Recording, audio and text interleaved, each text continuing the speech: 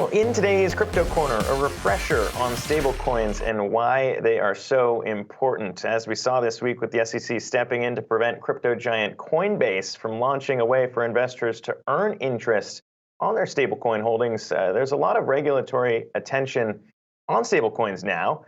It's worth asking, what are stablecoins exactly? They're special cryptocurrencies designed to stay stable in value or pegged to a base currency. In the case of the largest stablecoins by market cap, that means staying pegged to $1. And that gives crypto investors an easy way to cash out into stability during times of volatility without having to cash out into real physical cash. But that also begs the question, how do these stablecoins stay stable? And one way is just to keep an equivalent dollar value in the bank. So if you have $20 billion in the bank, you got 20 billion stablecoins. USDC, the second largest stablecoin, just opted to do that. Or you can back your stablecoin with slightly riskier assets in the bank, so to speak, with a mix of corporate debt, cash equivalents, which is what the largest stablecoin, Tether, has done for years. And both of those stablecoins have seen billions of dollars flow into them this year. In fact, Tether's market cap has more than tripled in 2021, while USDC has seen its market cap grow by a factor of 6 to more than $26 billion. And as wild as the growth has been for them, there is a stablecoin out there that has seen even more explosive growth in 2021. That would be Terra's UST stablecoin that has seen its market cap swell by 13 times this year to become the fifth largest stablecoin. And unlike USDC and Tether, it's not backed by cash or other real assets. It's actually backed by a cryptocurrency as well, Luna, which is up nearly 6,000% year to date. And for more on that, I want to bring on the man behind all of it at Terra, Terraform Labs co-founder and CEO Do Kwon. Joins the show here today. And Do, appreciate you coming on to chat, man. I mean, it's fascinating to see how this all works, because you basically kind of built a Federal Reserve system here, burning Luna at a rate that keeps UST pegged to the dollar. But talk to me about how that works and maybe why you've seen so much growth this year.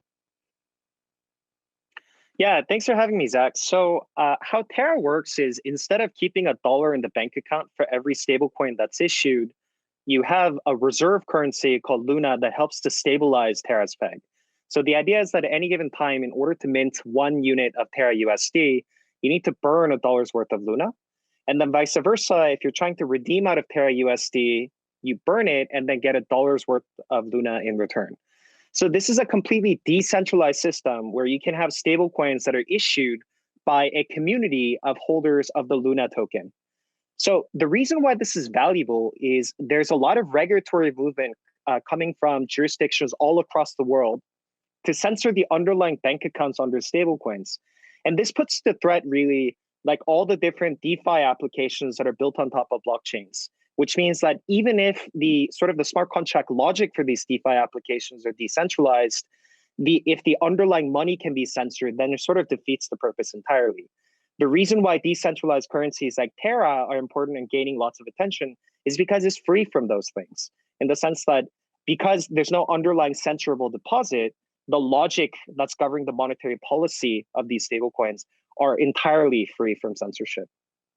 Yeah, and I should note, I mean, maybe someone first watching all this, you're not the only algorithmically backed stablecoin out there. There are other ones out there, but you kind of have a large payment system there in South Korea, also kind of making Terra a bit different. So talk to me about, maybe how that sets this one particular project apart from other coins that have tried to do the same thing you're trying to solve.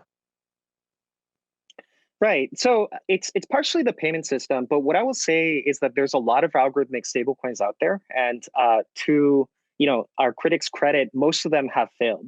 And the reason for that is because building an algorithmic stablecoin, the main challenge isn't to design some clever algorithm. So that is important. Mechanism design is indeed critical, but it's really about building the use cases around the economy.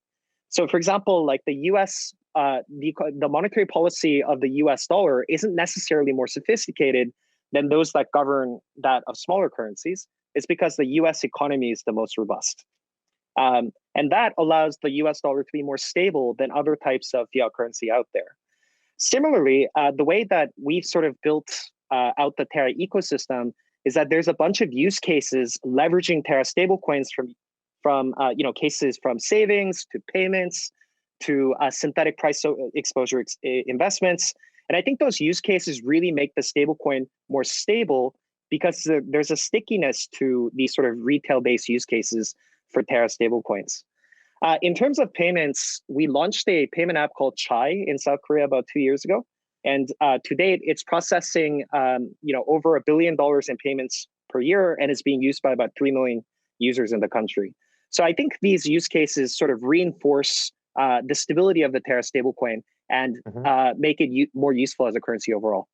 Yeah, and we're seeing it up another 34% today. I mean, the moves have been volatile in a lot of these projects that are looking to solve real problems. But I mean, to your point, something that catches a lot of retail investors' attention is the idea of that savings protocol Anchor, as it's called, in your ecosystem that promises what, 20% return on deposits. And anyone watching this, anyone kind of critical of cryptocurrency might say, anytime you got guaranteed returns out there, the people shout Ponzi scheme from the rafters. But why is it different? How do you offer, I guess, is the main question I always hear people asking about Terra and Anchor, how you offer that 20% on deposit?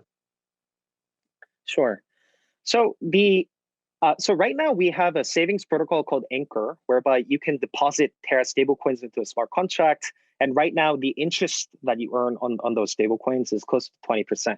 So reason why this is possible is because beneath the hood, Anchor is really just a money market, whereby there's sort of like another set of users that are taking out loans in Terra stablecoins that are collateralized by staking positions across multiple blockchains. So the interest rate for Anchor is really powered by block rewards that are coming in from blockchains such as Ethereum, Terra, Solana, and soon Polkadot and Cosmos. So the sort of the proof of stake returns that are accruing to the underlying collateral gets conferred to the lender in the form of a stable interest rate. It does sound pretty complicated, but basically the idea is that we've managed to stabilize the yield that is coming to multiple blockchain systems. So that allows you to earn a higher yield than what you would get at Wells Fargo.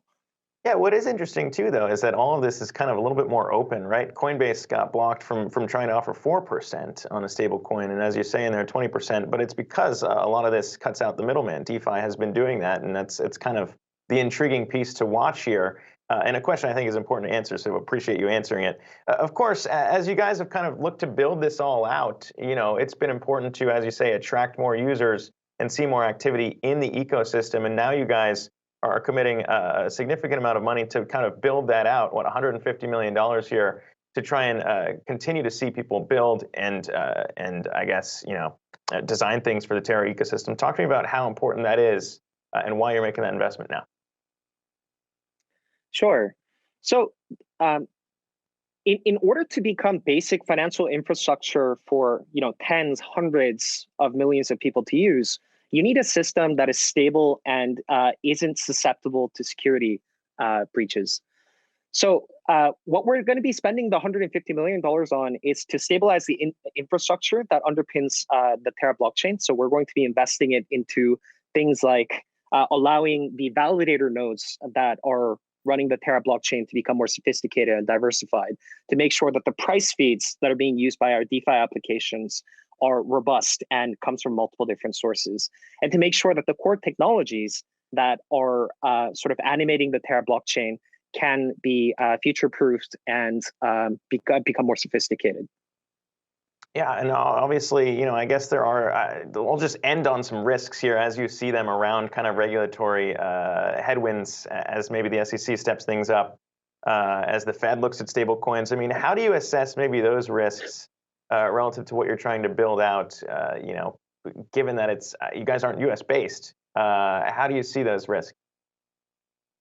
I think they are significant, and I think a lot of the recent movements by regulators to trying to bring crypto and DeFi into the fold is legitimate, and I think investor protection is indeed important. So as an industry, I think we can do two different things. Number one, we can decentralize. So if you actually run a broker-dealer platform, sort of decentralization theater, if you will, and you're profiting tons of money at the expense of your users by being exposed to risk that they don't understand, that's probably not appropriate.